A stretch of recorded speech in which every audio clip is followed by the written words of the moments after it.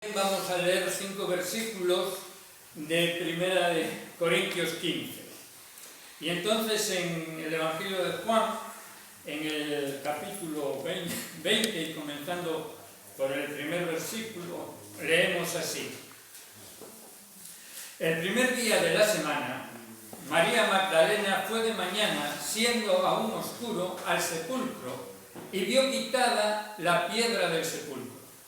Entonces corrió y fue a Simón Pedro y al otro discípulo, aquel al que amaba Jesús, y les dijo: se han llevado del sepulcro al Señor y no sabemos dónde lo han puesto.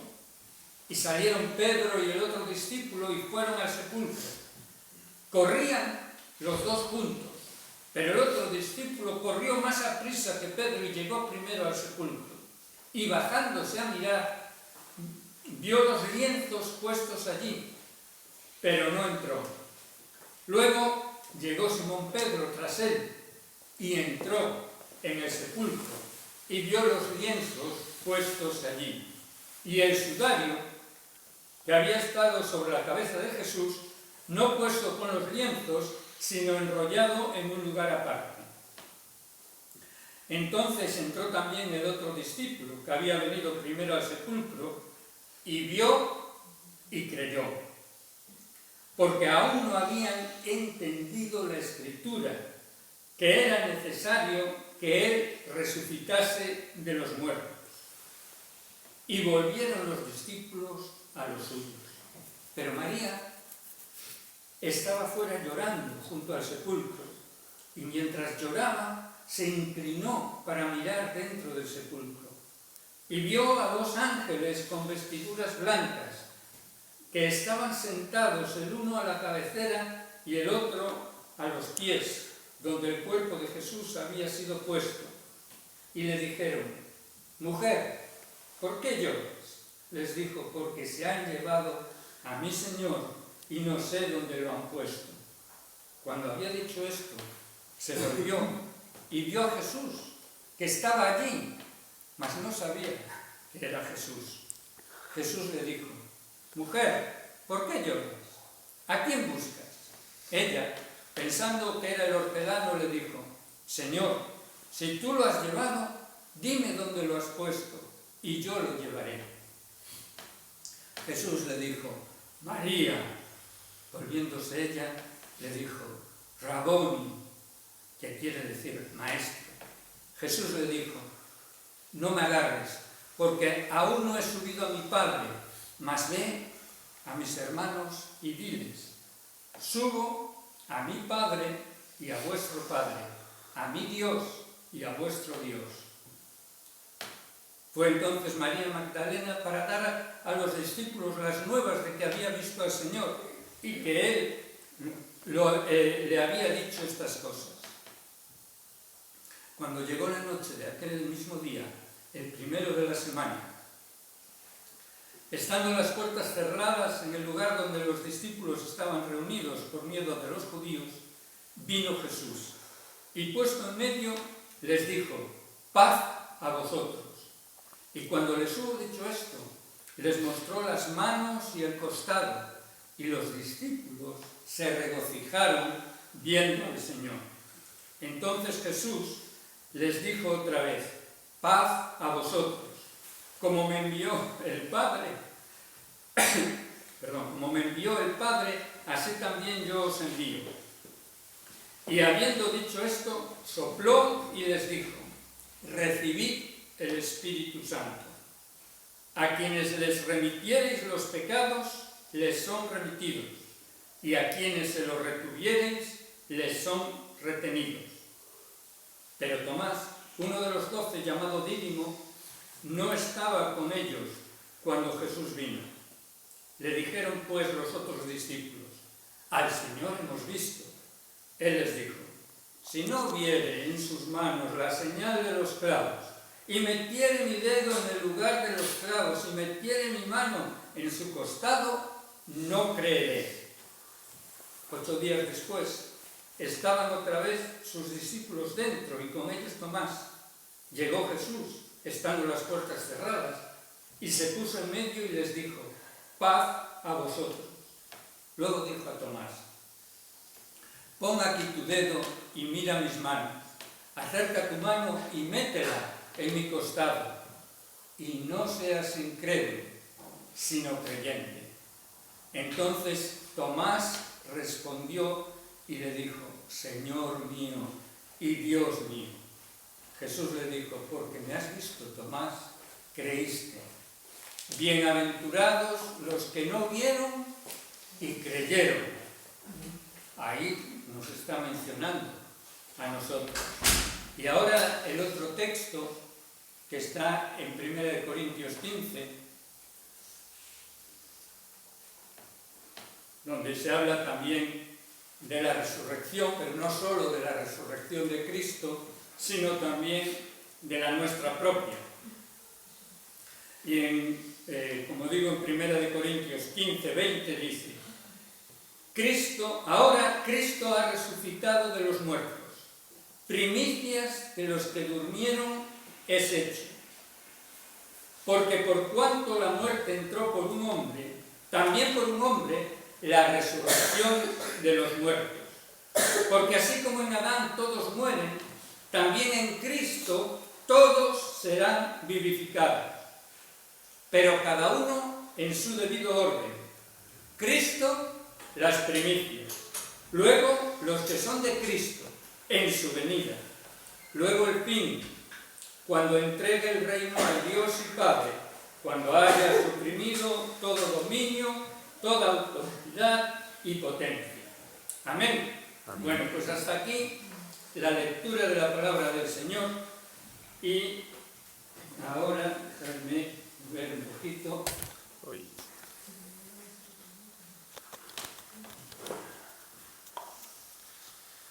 Y ahora vamos a ahondar, bueno, un poquito, lo que el tiempo nos permita, este breve tiempo, en el significado, valor y relevancia de la resurrección de Jesús para nosotros. En primer lugar, decir, como el propio apóstol Pablo afirma unos versículos antes del texto que hemos leído, que con la resurrección de Jesús se sostiene o cae la fe cristiana. ¿Me explico? Si Jesús no resucitó, entonces vana es nuestra fe y por demás hemos creído. Todavía estamos en nuestros pecados. Y además hacemos a Dios mentiroso, afirmando que resucitó a Jesús de entre los muertos, si en realidad no lo resucitó. Pero, como leímos ahí en 1 Corintios 15, Cristo ha resucitado. Amén. Y entonces, fijémonos, ¿qué quiere decir que haya resucitado? No es el primer caso, sino que hemos oído de más de un caso, y quizás inclusive alguno de nosotros pudo haberle ocurrido en su entorno, de personas que, habiendo estado muertas, en muerte cerebral inclusive, pues han vuelto a la vida, han revivido, ¿no? Pero no se trata de ese tipo de revivir. Eso no es la resurrección que experimentó Jesús, porque esas personas que reviven, o que efectivamente, y tenemos también testimonios de hermanos que oraron por personas que estaban muertas y remuertas, y que habiendo orado y impuesto las manos, hemos escuchado aquí ya hace algún tiempo un testimonio de cómo estando velando a un hermano que había fallecido, a otro que evidentemente estaba vivo, se le ocurrió poner el pan de la cena del Señor en la boca del hermano fallecido, y revivió. Y vivió todavía unos cuantos años más, pero acabó partiendo con el Señor. Entonces, no se trata de este tipo de resurrección, sino que lo que hemos leído y el resto de testimonio que hay en el Nuevo Testamento es que allí lo que ocurrió fue una creación nueva, una recreación. Es decir, Jesús sacó a la luz, como dice otro texto de la Escritura, la vida y la inmortalidad. De manera que el cuerpo que salió de la tumba no era el mismo cuerpo que había sido introducido en la tumba, sino que era un cuerpo de una creación nueva, con otro tipo de física, porque hemos leído, y además estos testimonios tienen una importancia muy grande, porque resaltan tanto esta versión de Juan como las de los sinópticos, que fue algo totalmente inesperado para los discípulos. Es decir, los discípulos quedaron completamente sorprendidos y no contaban con ello para nada. Tanto es así que en un principio no creían las nuevas de los que lo habían visto, y sobre todo en un principio que habían sido mujeres las que daban testimonio de la resurrección de Jesús, de acuerdo a la manera de pensar de aquel tiempo, pues decía, son cosas de mujer, es una locura, eso no puede ser. Pero a pesar de esa incredulidad, a pesar de que no era algo deseado por ellos, porque no era algo con lo que contaban, Jesús se les presentó, y se les presentó en unas circunstancias que no dieron lugar a duda alguna, que tuvieron que tragarse su incredulidad, ¿no? Y en el caso de la versión de Juan, aún se nos recalca con el caso de Tomás, ¿verdad? Que fue ya, digamos, un caso extremo. Entonces, ¿qué quiero decir con esto? Pues quiero decir que para nosotros supone una esperanza extraordinaria, porque le da un sentido pleno a nuestra vida aquí, que careciendo de este evento, pues se queda absolutamente corta, como diciendo, ¿cuál es la razón de ser? ¿Cuál es la finalidad de que estemos durante unos años aquí en esta vida, aquí en esta tierra? Si total todo se va a acabar, pues le hace perder el significado al tiempo transcurrido. Sin embargo, esta esperanza bendita lo que hace es cobrar un sentido pleno a esta vida, porque no tiene un final carente de significado, sino por el contrario, tiene una continuidad que le da un significado relevante. Porque, fijémonos bien que aquí también es importante distinguir, no se trata de una vida futura espiritual, como nos dice la explicación o la teoría de la inmortalidad del alma, porque no se trata de la pervivencia del alma, se trata de la pervivencia de la persona. Y la persona humana, según la revelación de la Biblia, es una persona de carne y hueso.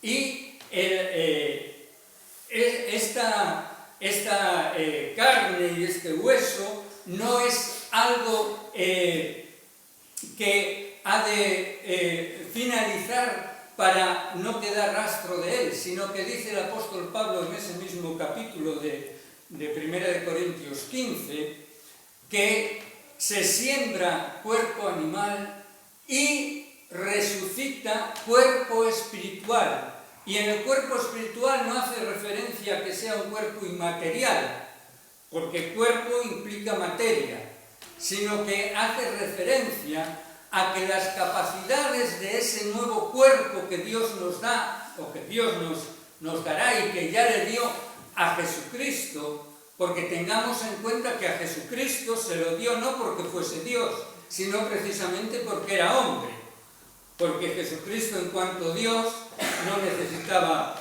cuerpo alguno y ya desde toda la eternidad pasada pues estaba presente, ¿no? De manera que eso quiere decir que la vida que Dios nos da en el futuro, una vez que traspasamos el umbral de la muerte, es una vida plena como la actual, pero con dos rasgos definitorios fundamentales. Uno es sin los rasgos negativos que el pecado ha introducido en nuestra vida, es decir, todas las injusticias, todo el dolor, todo el daño, toda la enfermedad, todas las cosas malas, negativas que hay de momento en esta vida. Pero con todas las cosas buenas de esta vida y además una superación de las limitaciones físicas, porque se nos dice en otro lugar de la palabra que nosotros recibiremos un cuerpo glorioso como el del Señor Jesús, porque cuando le miremos pasaremos a ser tal cual Él es, dice el apóstol Juan en su primera carta en el capítulo 3, de forma y manera que nos permite tener una visión del futuro que nos espera, y es una visión completamente reconfortante, porque no es algo tan distinto como la imaginación de almas que están por ahí en el aire, en algún sitio, sino que él mismo le dice que como los discípulos habían quedado pasmados y dice en una de las versiones de la resurrección, dice que creían que veían espíritu. Y Jesús le dijo, no es así, no es. Mirad que yo mismo soy, ¿tenéis algo de comer? Y entonces le presentaron allí unos pescados y se los comió.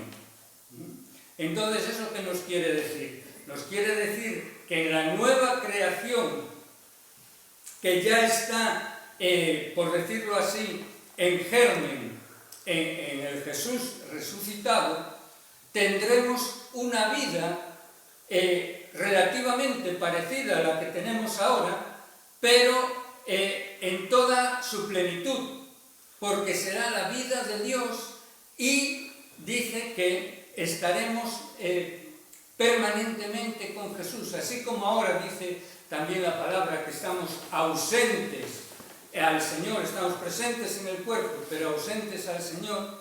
Realmente lo que quisiéramos es estar presentes al Señor, aunque estuviésemos ausentes a este cuerpo actual. Entonces, esto nos puede parecer, ¿no? Y cara a los incrédulos, a los escépticos, bueno, eso no puede ser. Pero pensemos por un momento, nuestra propia vida aquí y ahora, ¿no es eso un milagro extraordinario? No, el hecho mismo de que existamos. Estos días estaba viendo un vídeo de una científica, una doctora en física, que no era creyente, ¿no? que era, bueno, atea, ella solo consideraba lo que era material, y el que le hacía la entrevista le preguntó, ¿qué es lo que más le llama a usted la atención? Y ella contestó, pues el hecho de que haya algo, es decir, de que exista, de que haya la existencia, de que exista el mundo, de que existamos nosotros, en lugar de no haber nada. Porque efectivamente, si nosotros quitamos a Dios de la ecuación, ¿cómo es que hay algo? Y dentro de ese algo que hay, dentro de ese universo que sí existe, la vida. La vida, por más que los científicos han venido investigando y continúan haciéndolo, y sin duda que descubrirán todavía muchas más cosas, no saben cómo ha podido surgir la vida y cómo la vida se puede mantener. Por lo tanto, la resurrección no es algo tan diferente en cuanto a portentoso, en cuanto a milagroso, de lo que ya hay ahora, de lo que ya existe, de nuestras propias personas, porque fijémonos, no solo es un milagro biológico, sino a nivel espiritual, a nivel psicológico, cada uno de nosotros, y las cosas que somos capaces de hacer, el hecho de que seamos capaces de entender lo que nos rodea, de entender el universo, el hecho de que seamos capaces de hablar y de entendernos los unos a los otros, esos son milagros que no valoramos porque como nacemos en ello y estamos acostumbrados, pero si nos paramos a pensarlo, es algo extraordinario. Por lo tanto, el ejercer fe en la resurrección de Jesús, primeramente, y en base a esa resurrección de Jesús, a ejercer fe en nuestra propia resurrección, y eso entendiéndolo no como una idea que, bueno, que la das por válida superficialmente, sino por el contrario, internalizándola y ejerciendo fe, porque la fe es la clave, ejerciendo fe en ella, eso transforma nuestro enfoque de la vida, porque por un lado nos permite no aferrarnos a ella como si no hubiese nada más, sino que nos permite relativizarlo, y por otro lado nos permite enfocarnos a lo que será la vida definitiva, y que la palabra nos dice que esa vida definitiva tiene una base en lo que nosotros hagamos aquí ahora, porque dice allí en el Apocalipsis que bienaventurados de aquí en adelante los que mueren en el Señor, porque sus obras con ellos siguen. Entonces le da un valor y un sentido absoluto a este tiempo en el que estamos viviendo aquí, relacionándonos los unos con los otros y con el Señor, y nos presenta una perspectiva gloriosa de lo que será después de que pasemos el umbral de la muerte. Así que espero, hermanos, que con estas consideraciones nos sirva para animarnos, para tener una esperanza viva y al mismo tiempo para darle sentido a las decisiones que tomamos en esta vida y a las cosas que hacemos y que las hagamos todas para el Señor, porque es lo que verdaderamente da resultado. Amén. Amén. Que el Señor os bendiga.